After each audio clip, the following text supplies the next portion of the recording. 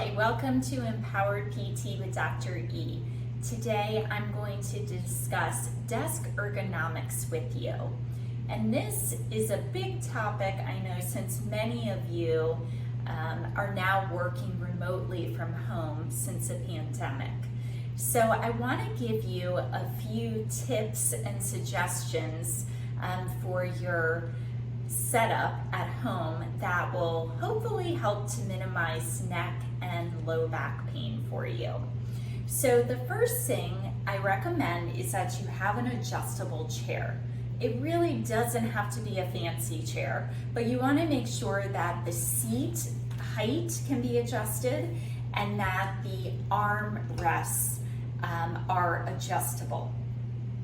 All right, now let's get started. So tip number one, you want to make sure that when you're sitting in your chair, that your hips are all the way back in the chair. The biggest mistake I see people make is they don't scoot their hips all the way back. So inevitably they end up either in a hyperlordosis, arching their back, or as the muscles fatigue, they end up slumping like this.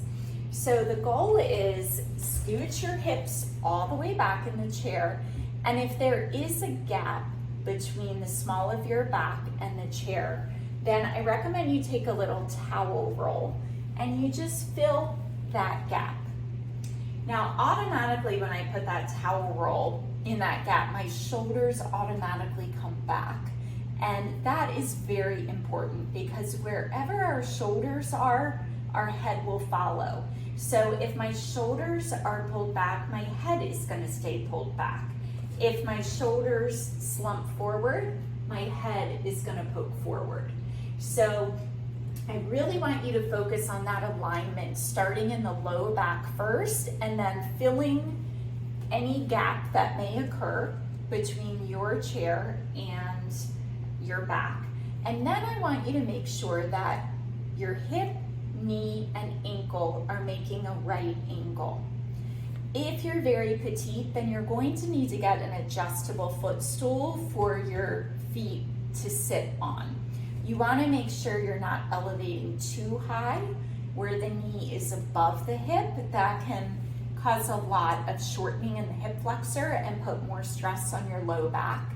And you want to make sure that you aren't on your tippy toes either. So feet flat, right angle between the hip, knee, and ankle.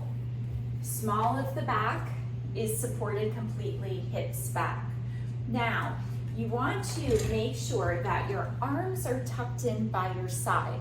So if your armrests can adjust, then I suggest you adjust them so that they're supporting your forearms here.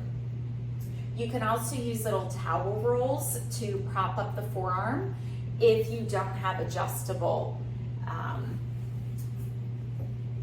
armrests like this, okay? So locking those arms in close to your torso, supporting them on the armrests if you can, otherwise just locking them in. And then you're going to make sure that you pull the computer as close to you as possible, scooting in as close as possible too, so that your wrist position is nice and neutral. You don't want the wrists extended this way or flexed. They should be completely neutral. And the computer should be close enough to you that you don't feel like you're having to reach forward to reach it. As soon as you're extending the arms out in front of you, it's not only putting undue pressure and stress on the shoulders, but it's going to force the shoulders and head to follow. And that's going to put a lot of stress on the postural muscles in our neck, right? So arms locked in by your side, pulling the laptop or computer close to you, okay? And then we're maintaining a nice neutral position with our head, looking down from our eyes, not dropping the head.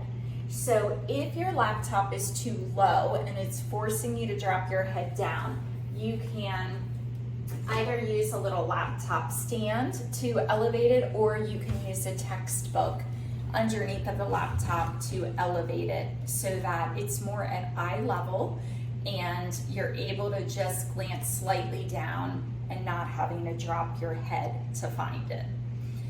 I also want to stress the importance of getting up every 30 minutes and moving.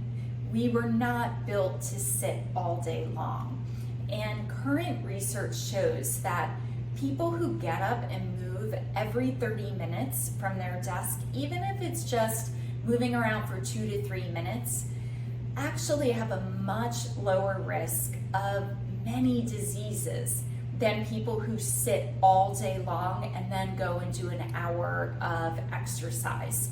So getting up and moving every 30 minutes is ideal, not only for our posture, but also for our overall health. Now, ideally, if you have the option of transitioning between a sit desk and a stand desk, that's awesome, and I highly recommend that. If you are utilizing a stand desk, just make sure the same posture applies. You want the device close to you, the arms tucked in by your side, and try to get a shock absorbing mat also that you can stand on. And focus on bringing your feet a little bit wider than shoulder distance apart when you are standing, and that's just going to take some pressure off of your low back. Transitioning between sitting every 30 minutes to standing for 30 minutes and moving around is ideal. So I hope that you found this video helpful. Thank you so much for joining me today, and I look forward to seeing you on the next video. Take care. Bye-bye.